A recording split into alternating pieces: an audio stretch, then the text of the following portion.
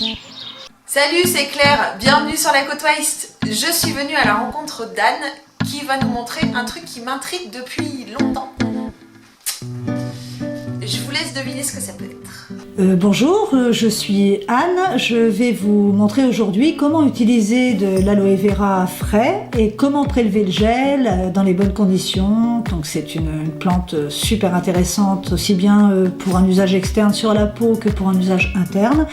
On cultive aussi l'aloe arborescent qui est 2 fois plus puissant que l'aloe vera. Et du coup, quand on connaît les deux variétés, on va garder l'aloe vera pour tout ce qui est usage externe, soin de la peau en fait. Aussi bien pour les humains que pour les animaux d'ailleurs. Et l'aloe arborescent, on va le garder pour tout ce qui est usage interne, on va le prendre sous forme de cure. Alors le gel d'aloe vera est extrêmement hydratant, il hydrate les 3 couches de l'épiderme. Le gel est antibactérien, antiviral, antifongique. On va pouvoir l'utiliser pour tout ce qui est coups de soleil, brûlures, en cas de piqûre d'insectes, pour des problèmes de peau type psoriasis, eczéma, il va soulager immédiatement, il va régénérer la peau. En gros, tous les problèmes de peau. On va pouvoir aussi s'en servir sur les muqueuses. En ce qui me concerne, je me sers du gel d'aloe vera brut toujours pour me faire des bains d'yeux. Je suis sujette aux orgelets. L'intérêt d'utiliser le gel brut d'aloe vera, c'est comme vous n'avez rien rajouté avec, du coup le risque d'allergie est extrêmement infime. Le gel ne supporte pas d'être chauffé par exemple, donc quand vous utilisez un produit transformé, vous ne savez pas exactement comment ça a été extrait. S'il a été déshydraté pour être rendu sous forme de poudre et ensuite reconstitué avec de l'eau, votre aloe ne contient plus rien, il a perdu en vertu. Et on fait pas plus économique que de pouvoir prélever directement sur sa plante au gré des besoins, plutôt qu'aller acheter des produits tout faits dans le commerce.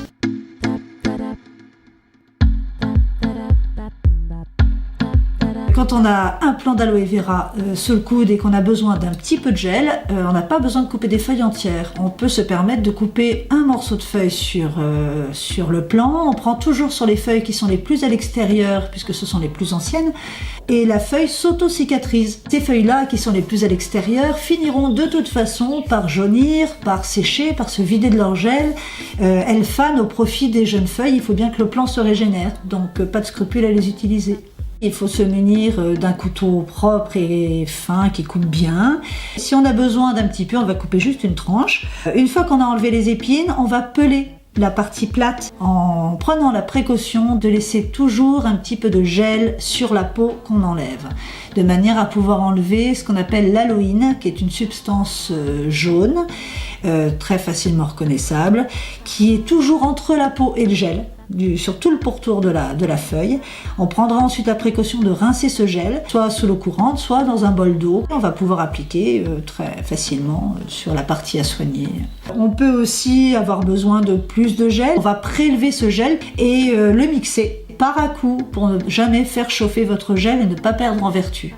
En sachant que le gel, une fois mixé, ne va se conserver qu'une semaine au frigo. Et il faut aussi le conserver dans un contenant opaque, de manière à ce qu'il n'y ait pas d'oxydation. Vous pouvez utiliser du Coast Guard, qui est un conservateur naturel et utilisé en cosmétique bio ou en slow cosmétique, et qui vous permet donc de conserver votre gel brut ou votre cosmétique à base de gel bien plus longtemps, c'est quelques mois et à température ambiante. Alors une feuille prélevée sur un plant tel que celle-ci va se conserver tant qu'on n'a pas enlevé la peau, même si elle est entamée, 1 mois et demi, 2 mois dans le bas de votre frigo ou dans une pièce non chauffée, type garage, cellier. Il faut que ce soit une pièce saine et qu'elle reste dans le noir. Mais ça bouge pas pendant 1 mois et demi, 2 mois. La seule chose qu'elle pourrait perdre, c'est des vitamines. L'aloe vera, il est de la famille de l'ail et de l'oignon. C'est un liliacé, comme l'aloe arborescent d'ailleurs. Donc les allergies sont très très rares à l'aloe vera. Hormis pour les gens qui pourraient être allergiques à l'ail et à l'oignon, mais du coup ils le savent. En usage interne, les contre-indications, c'est pas conseillé pour les femmes enceintes, pour les femmes qui allaitent également, les enfants de moins de 7 ans, on ne conseille pas non plus d'ingérer de l'aloe vera puisque il y a des principes actifs qui sont quand même puissants et qui seraient trop puissants en dessous de 7 ans. Et l'aloe vera a des vertus qui sont contradictoires, je dirais, en usage externe, en usage interne, sur un plan. Sur le plan externe, l'aloe vera est hémostatique. Sur le plan interne, il est fluidifiant sanguin.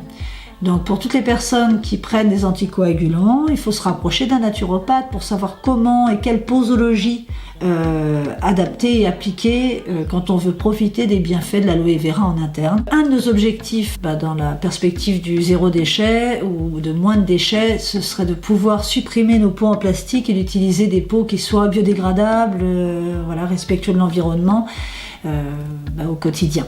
Voilà.